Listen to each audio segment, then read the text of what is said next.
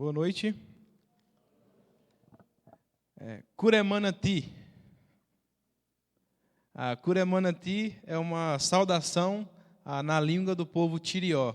Então eu vou saudá-los novamente e vocês vão responder Curé, tá bom?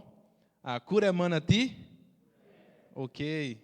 Então vocês nem perguntaram, né? O que eu estou dizendo, mas é uma saudação na qual eu pergunto como vocês estão, né? Curemanati, como vocês estão?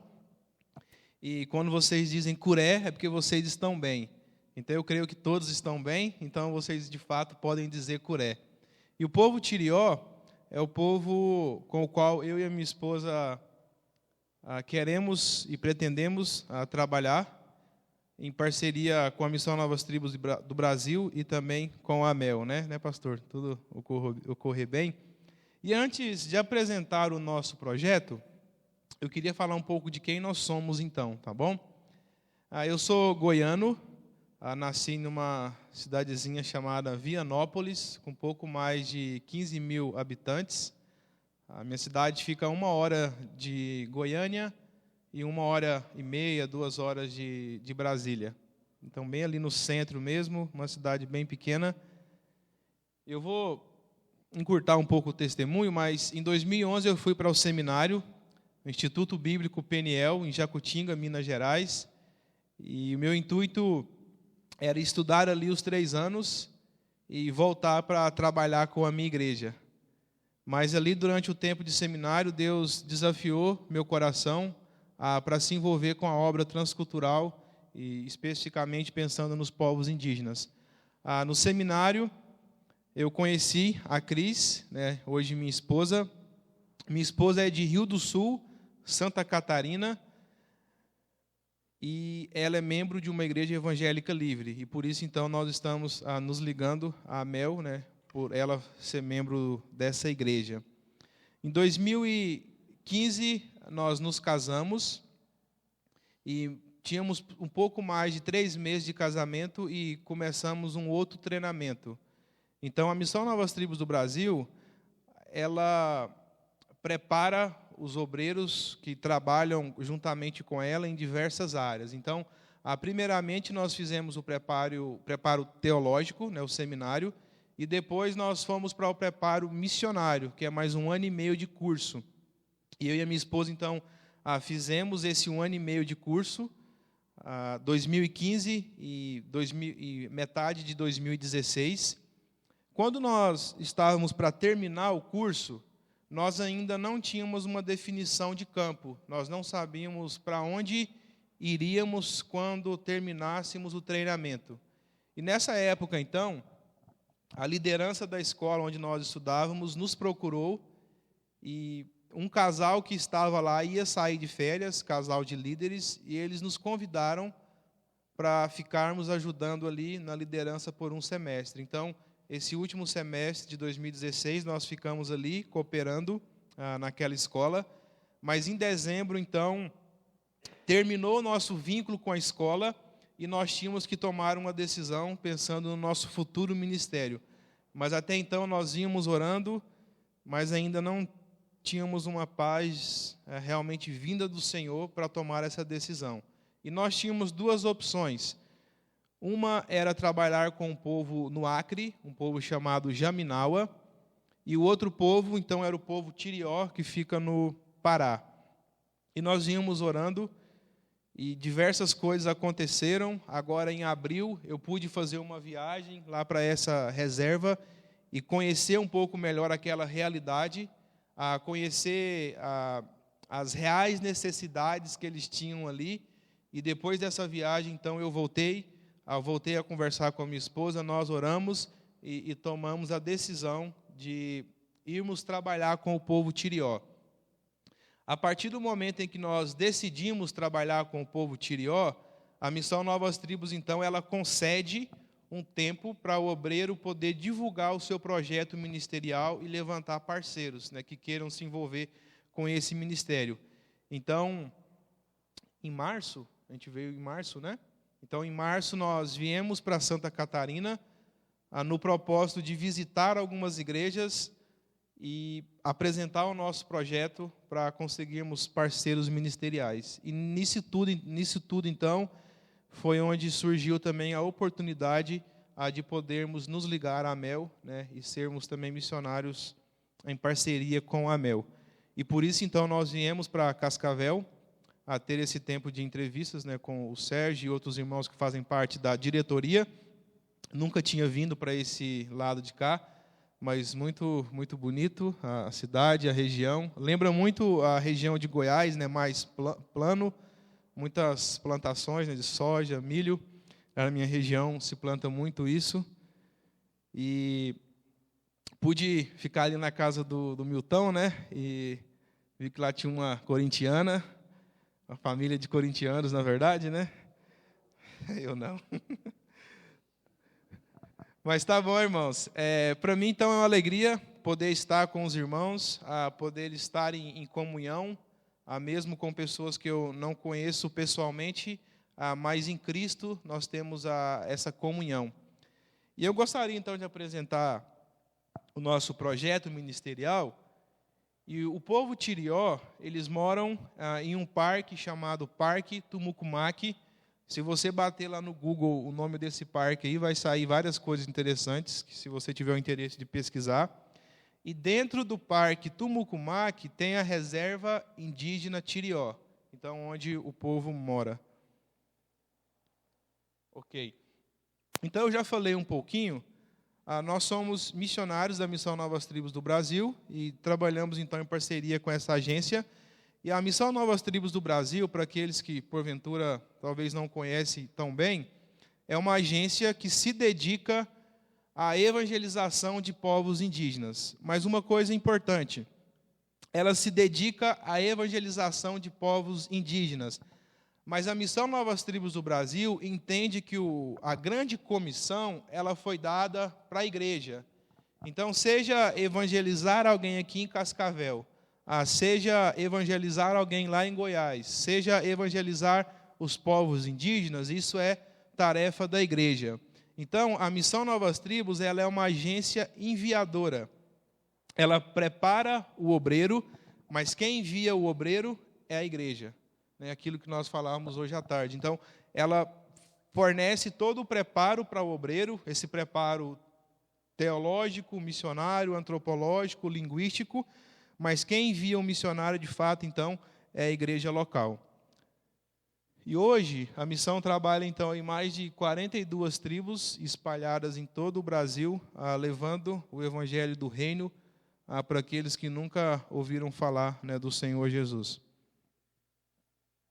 A nossa equipe, que vai trabalhar com esse povo, então somos eu e a minha esposa e 2 missionárias solteiras, né? A irmã Lídia Braga e Sara Almeida. Essas irmãs são de Curitiba. Elas fizeram o mesmo treinamento que nós e também estão dispostas a se envolver com esse povo. Só para nós nos situarmos um pouco, ali embaixo eu coloquei referência como Rio do Sul, que é onde nós estamos, né, atualmente, mas visitando as igrejas. E você tendo referência como Rio do Sul, nós temos ali uma distância de 3.800 quilômetros até a cidade de Santarém, no Pará. Agora, se nós tirarmos como base e tendo referência Brasília, é uma distância de 2.400 quilômetros, mas pensando em um voo comercial da TAM, Azul, Gol, seria um voo de 2 horas e meia, né, saindo de Brasília até o aeroporto de Santarém. Chegando em Santarém, o acesso até o Parque Tumucumaque, o acesso até a reserva, ele só acontece de avião. Então, não sei quantos dos irmãos conhecem missões como Asas de Socorro, Missão Sal e Luz. São missões que trabalham com a aviação e dão esse suporte para que o missionário, então, possa ter esse acesso até a reserva, até a área de avião. Então, saindo de Santarém, é um voo de 2 horas, dependendo da condição do tempo, 2 horas e meia, até a reserva indígena. Então, é um voo daqueles aviões pequenos, né, monomotor. Então, você saindo de Santarém até a reserva, mais 2 horas de voo. Você chegando na reserva, então, basicamente, todas as aldeias têm pista, né, pista terrena, mas tem algumas que não têm pista de solo, mas você pode pousar na água, né, um avião anfíbio, que eles falam, ou hidroavião, você pode pousar, então, na água. Você chegando em qualquer uma daquelas aldeias ali, então os irmãos vão ver, aldeia Castanhal, aldeia Cuxaré, aldeia Urunai, então são o nome das aldeias do povo Tirió. Você chegando em qualquer uma daquelas aldeias, para você acessar as outras, então o acesso ele não acontece por terra, o acesso é de barco. Então você chega em uma dessas aldeias, mas se você quer visitar uma outra, você pega aquilo que eles chamam lá de voadeira, que é um barco de madeira com um motor de popa de 15 HP. Você então pega esse barco e você pode visitar as outras aldeias. Eu vou aproveitar esse mapa aqui para explicar um pouco da história dessa região. Os irmãos estão vendo lá em cima escrito Missão Tirió e embaixo escrito Católica. Então, deixe-me explicar um pouco o que é isso. Na década de 60 e 70, a Igreja Católica, em parceria com a Força Aérea Brasileira, ela aglomerou alguns indígenas naquela região e criou, então, a Missão Tirió, com a finalidade de catequizar esses indígenas. Então, ela levou esses indígenas para lá, e com o intuito de poder ensiná-los a rezar, talvez batizá-los, talvez tomarem a ceia, achando que assim então eles seriam salvos, né? Como talvez a igreja católica pensa. Fizeram isso com os indígenas lá em cima. A partir do momento em que a igreja católica faz isso, essa região ela fica uma região muito fechada para a entrada de missionários. Alguns indígenas que não foram lá para cima e não moravam na Missão Tirió, e estavam mais aqui do lado esquerdo do mapa, eles foram para o Suriname, isso na década de 60, 70. Quando esses indígenas chegaram no Suriname, lá no Suriname tinha uma missão evangélica norte-americana que desenvolvia um trabalho de evangelização lá, uma missão chamada World Bible Mission. Então, eles foram para o Suriname. Lá tinha esses missionários que desenvolviam um trabalho de evangelização. Eles tiveram contato com o Evangelho. Muitos se converteram, conhecendo a Cristo como Salvador. Só que na década de 90, essa área então foi demarcada. Até então ainda não era uma reserva indígena. Na década de 90, essa área foi demarcada. E quando a área foi demarcada, eles voltaram para o Brasil. E quando eles voltaram para o Brasil, eles reconstruíram as aldeias que eles tinham no passado. Em algumas dessas aldeias, eles plantaram igrejas. Eles copiaram aquilo que eles viram lá no Suriname e replicaram aqui no Brasil. Aí talvez, então, você possa se perguntar, se lá tem igreja, para que a necessidade de missionários ir trabalhar com esse povo? Mas o que é importante aos irmãos entenderem é que, de fato, existe uma igreja, sim, mas é uma igreja que nunca recebeu nenhum tipo de apoio. É uma igreja que os líderes que tem naquela igreja nunca receberam nenhum tipo de treinamento. Uma igreja que nunca recebeu nenhum tipo de discipulado. Uma igreja que tem uma parte das Escrituras já traduzida na língua, mas, exceto aquilo que eles têm das Escrituras na língua, não tem nenhum outro tipo de material. Então, por exemplo, se você talvez é escalado para dar o estudo da terça-feira do grupo familiar, e você talvez não domina muito bem aquele assunto, você pode ir no Google, você pode recorrer à biblioteca do pastor, você pode se utilizar de diversas ferramentas para que você possa se aprofundar no conhecimento das Escrituras. Mas pensando no povo Tirió, nessa igreja, ela não tem esses recursos. Ela realmente necessita de que material didático possa ser produzido para que eles, então, possam utilizar dentro da igreja.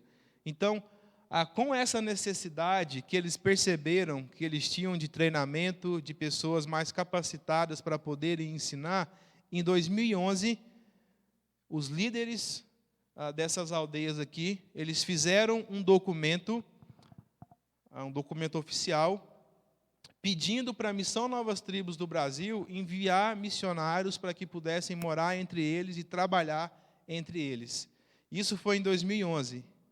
E de 2011 até 2016, 2017, na verdade, no início do ano, a missão vinha apresentando essas necessidades nas igrejas, nos centros de treinamento, mas até então nenhuma pessoa queria se envolver com esse ministério.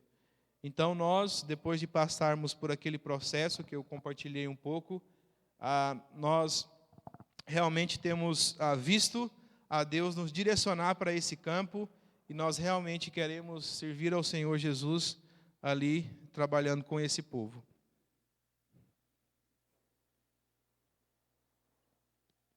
Então, aqui é basicamente a história que eu contei no slide anterior. Então, aqui nessa primeira foto do lado esquerdo, nós podemos ver uma das aldeias do povo Tirió, e mais à direita nós temos uma pista de pouso. Então, a pista é só de chão mesmo, né? E algumas têm bastante mato, então, às vezes eles não limpam assim tanto para ter um pouso melhor, mas ainda assim dá para pousar bem. Quando você chega em uma das aldeias, eu disse, então aí a gente pega um barco, e nesse barco aqui, ou a canoa, voadeira, por assim dizer, você vai pelo rio e você pode então passar pelas outras aldeias. Ali não vai dar para me ver, mas eu estou lá. Tem como talvez apagar uma dessas luzes? Não? Tá bom. Então, não dá para me ver, mas eu estou lá no fundo, né, podendo fazer essa viagem com eles. Aqui tem um pouco, né, do povo Tirió, uma das suas aldeias. Um povo muito amigável, um povo muito receptivo. Às vezes eu sacava o celular e falava que queria tirar uma foto, e logo eles vinham, já juntavam ali para poder tirar foto comigo.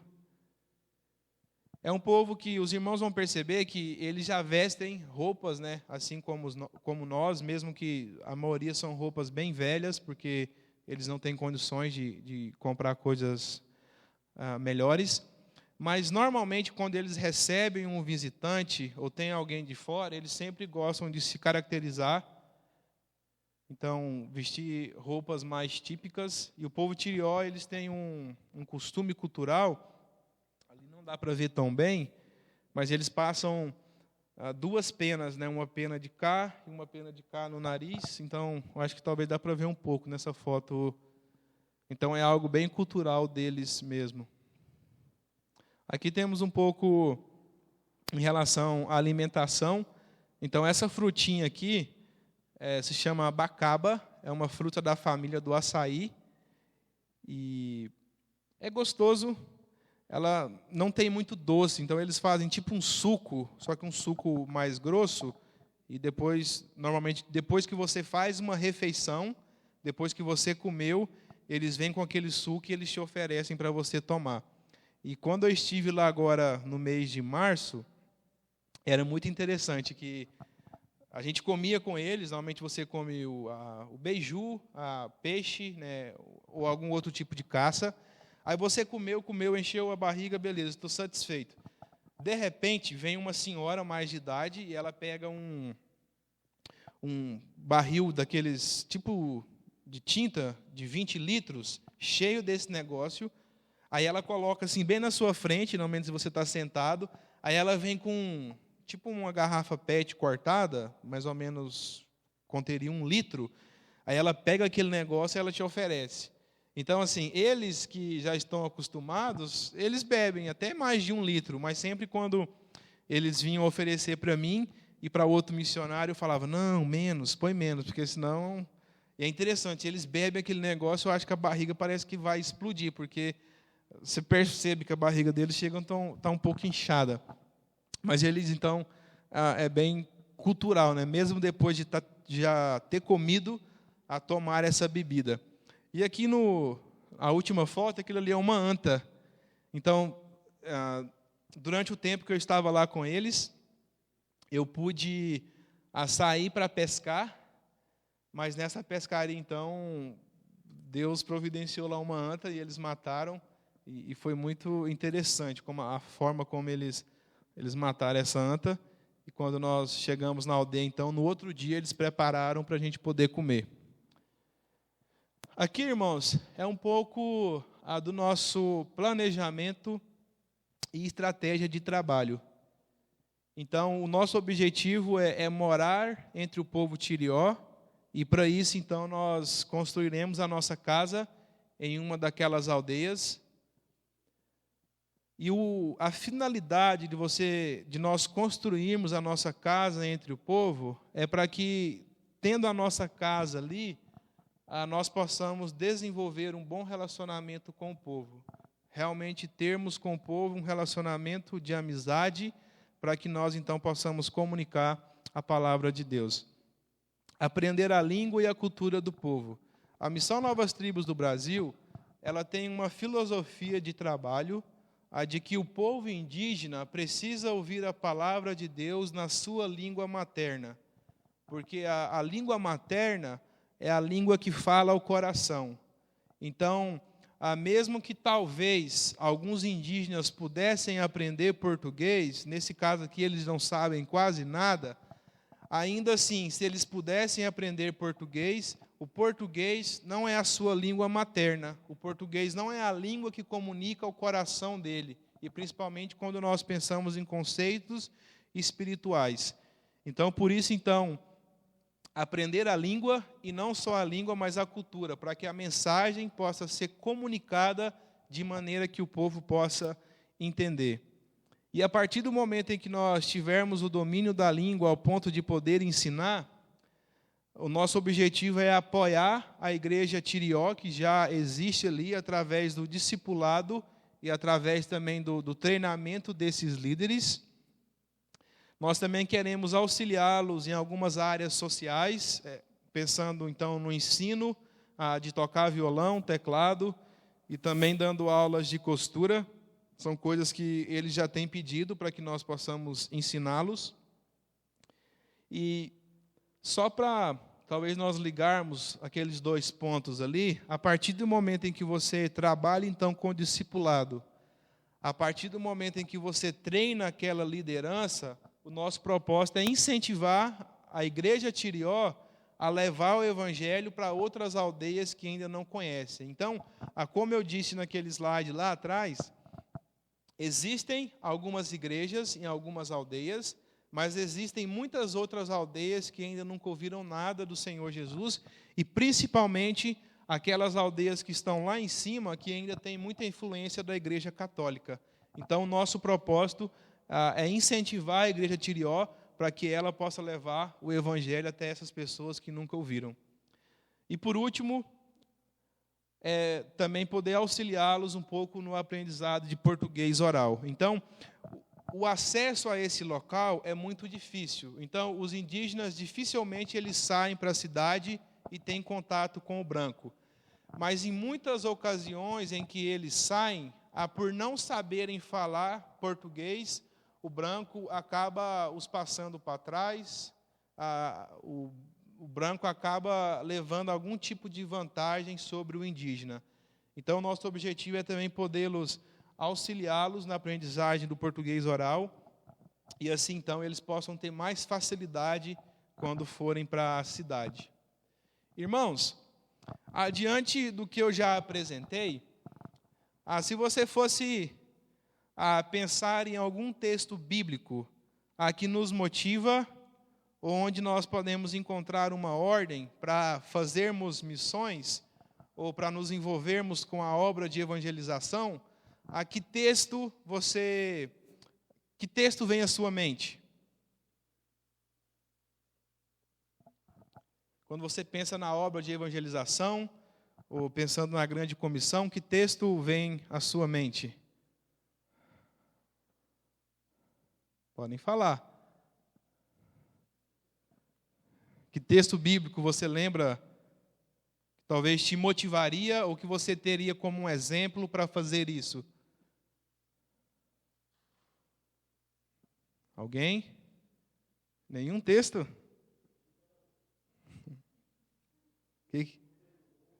Ok, onde é que diz isso?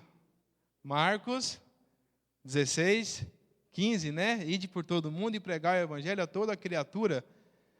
Poderíamos pensar em Marcos 16, 15, pensando nessa ordem que Cristo deu para a igreja. Poderíamos pensar em Mateus 28, onde Cristo, de certa forma, ele repete essa ordem, mas usando outras palavras. Poderíamos também pensar em Atos 1:8. O que diz Atos 1:8? Mas vós recebereis poder ao descer sobre vós o Espírito Santo e serei minhas testemunhas, tanto em Jerusalém, Judéia, Samaria e até os confins da terra.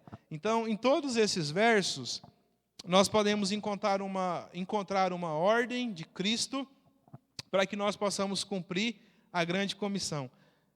Todos esses versículos, eu poderia olhar para eles e tê-los como um padrão, ter como um exemplo, para que nós possamos nos envolver com esse ministério. Mas quando eu penso sobre a obra missionária, e pensando sobre a obra missionária transcultural, e pensando especificamente sobre a obra indígena, o versículo que, na maioria das vezes, mais me chama a atenção é João 1,14. João 1,14 diz: aquele que é a palavra, e quem é a palavra? Jesus, correto? Aquele que é a palavra tornou-se carne e viveu entre nós. Vimos sua glória, glória como do unigênito vindo do Pai, cheio de graça e de verdade. Irmãos, pensem comigo. Jesus, antes de vir para o mundo e assumir a forma de um homem, Jesus ele tinha uma cultura.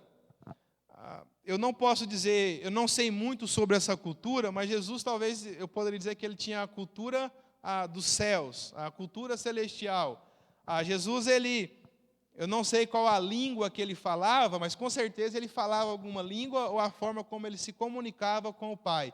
Mas quando ele vem para a terra, na forma de um bebê, e esse bebê então cresce, esse bebê se torna um adolescente, um jovem, um adulto, ele tem que passar por fases. E essas fases de Jesus, ele tem que aprender uma língua, ele tem que aprender o hebraico, o aramaico. Jesus, ele tem que, quando ele vem, ele está inserido em uma cultura. E Jesus, então, ele tem que aprender uma cultura. E ali, então, ele aprende a cultura do judaísmo. Ele se tornou um judeu. Ele comia com aquelas pessoas, ele chorava com aquelas pessoas, ele ria com aquelas pessoas. E a identificação de Cristo para com aquelas pessoas, ela foi de tamanha intensidade, de maneira, então, que ele pôde comunicar graça e verdade através do seu relacionamento com as pessoas. Então, eu sempre gosto de olhar para o exemplo de Cristo. E se nós realmente queremos ganhar o povo tirió para o Senhor Jesus, nós também temos que nos identificar com eles. Temos que aprender a língua daquele povo, a cultura daquele povo, a comer com aquele povo, a se identificar de tal maneira com aquele povo, para que então eles possam ter o interesse de realmente querer ouvir aquilo que nós temos para anunciar. Então, eu sempre gosto de olhar para o exemplo de Cristo e ter em Cristo um exemplo e também uma motivação para me envolver com a obra missionária transcultural. E aqui eu compartilho com os irmãos alguns dos nossos pedidos. Então, eu acho que, em primeiro lugar, sempre pensando no nosso relacionamento com Deus, para que essa chama, para que esse desejo não se apague nem diminua, pela boa adaptação, né? Chegando ali no trabalho, são muitos desafios. Em março, nessa viagem que eu fiz, só tinha uma vaga no avião, então a minha esposa, a Cris, não pôde ir, então só fui eu, e ela não conhece, então, in loco aquela realidade, então, pensando na adaptação dela. a sabedoria para estudar a língua e a cultura. Então, durante todo o nosso treinamento, nós recebemos ferramentas que nos ajudarão, que vão nos auxiliar no aprendizado de língua e cultura. Mas ainda assim, para Deus nos dar sabedoria, nós precisamos construir as nossas casas, pensando naquelas outras duas moças que eu mostrei. E precisamos levantar os recursos para poder construirmos essas casas, para que depois, então, nós possamos ir e morar entre o povo. Um bom relacionamento com o povo. Nós, então, durante esse tempo, estamos visitando algumas igrejas para podermos levantar os recursos necessários. E um pedido que talvez eu considero de extrema importância é para Deus levantar mais um casal. Mais um casal que realmente esteja disposto a se envolver com esse ministério e que esse casal possa somar conosco ali naquele trabalho. E também para Deus, desde já, despertar o povo tirió, para realmente ouvirem o ensino e que a palavra possa alcançar o coração daquele povo. Irmãos, tem alguma pergunta, alguma dúvida, alguma, talvez, curiosidade que alguém tenha? Alguém poderia, por favor, pegar um pouco de água? Alguma curiosidade, dúvida, pergunta? Se não temos, eu quero compartilhar um versículo com os irmãos. Eu acho que, pastor, nem vi com o senhor questão de tempo. Que hora que termina aqui? Oi? 8h30, então vai dar tempo. Abram comigo em 2 Tessalonicenses, capítulo 3, e eu serei bem breve.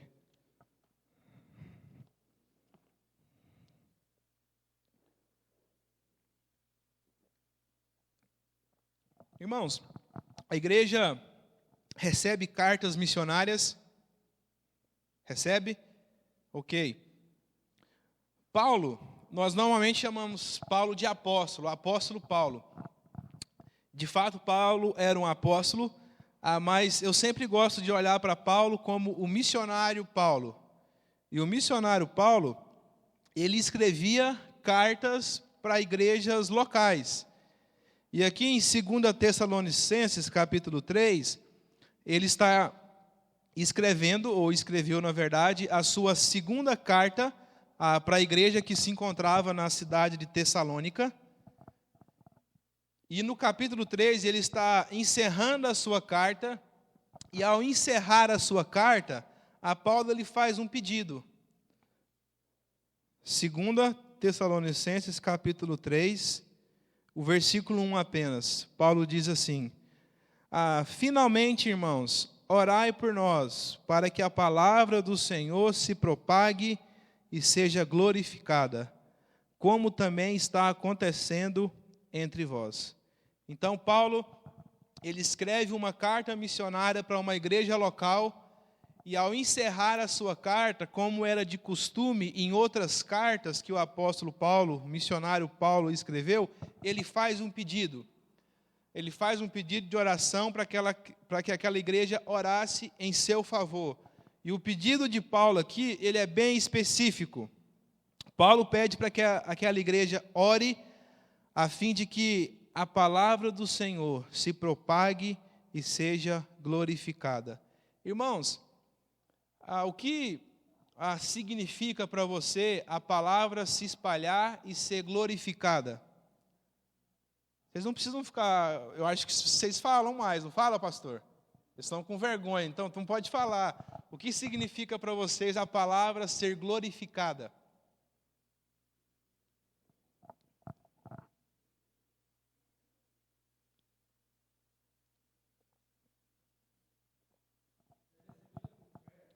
Ser recebida com fé. Alguém mais?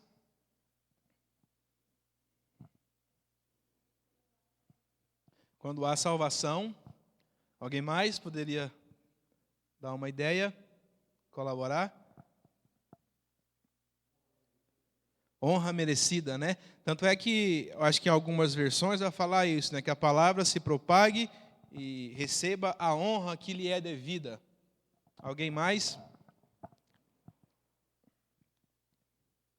Alguma ideia? Ok. E é basicamente isso que os irmãos falaram. Mas sabe, certo momento da minha caminhada cristã, eu me deparei com esse versículo e eu fiquei durante muito tempo pensando o que significa a palavra ser glorificada. E eu fiquei pensando, como um goiano diria, eu fiquei matutando sobre isso durante algum tempo. E eu me fiz essa pergunta várias vezes: o que significa a palavra ser glorificada? E durante muito tempo buscando essa resposta, em um determinado momento eu percebi que a resposta ela estava todo o tempo no próprio texto. Porque Paulo disse que era para que eles orassem, a fim de que a palavra se propagasse e fosse glorificada. Aí ele continua: como também está acontecendo entre vós. Então, se eu tinha dificuldade em entender o que significa a palavra ser glorificada, bastava-me olhar para o exemplo dos Tessalonicenses, porque Paulo aqui ele está dizendo que naquela igreja local a palavra estava sendo glorificada. E só para nós, eu sei que o tempo ali já vai, mas em Atos 17, Atos capítulo 17, nos mostra quando a palavra de Deus chegou em Tessalônica e qual foi a repercussão que a palavra de Deus teve entre os tessalonicenses.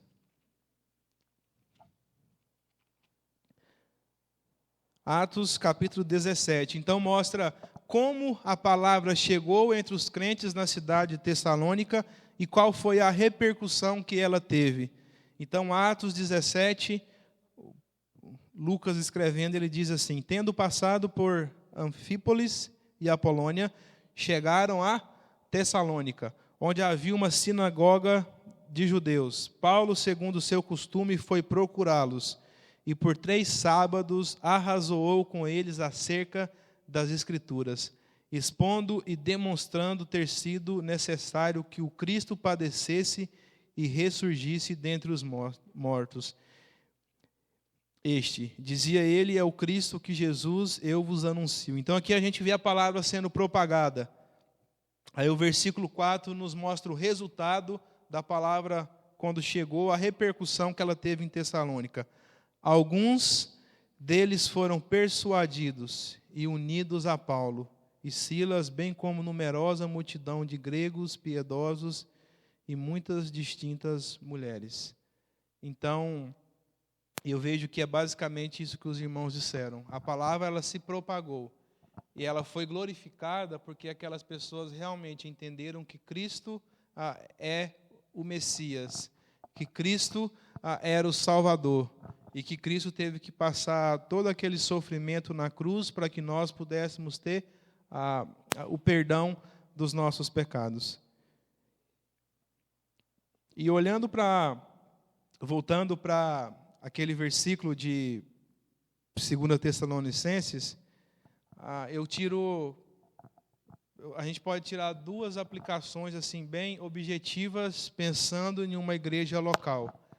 Uma igreja local, ela ora em favor dos missionários. Paulo diz: orai por nós, orai por mim, por Timóteo, por Silas, a fim de que através de nós a palavra ela continue se propagando e ela seja glorificada.